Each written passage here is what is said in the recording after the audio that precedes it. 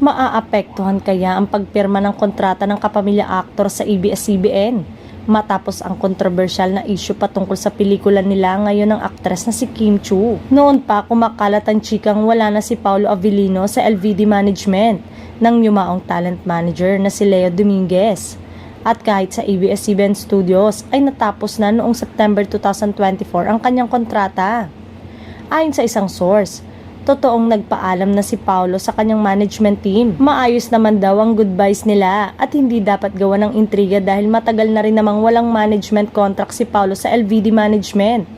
Nag-expired man ang kontrata ni Paulo sa ABS-CBN Studios at ang chika nga, magre-renew naman daw ito ng contract pero sa ngayon ay parang nakahang na rin ito na pinag-iisipan na rin ng aktor ang mag-self-manage.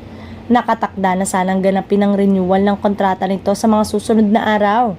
Hiling ng mga fans ay sana'y hindi maapektuhan at maayos ng muli ang ugnayan ng ABS-CBN Studios sa aktor dahil sa naging issue sa showing ng kanilang pelikula.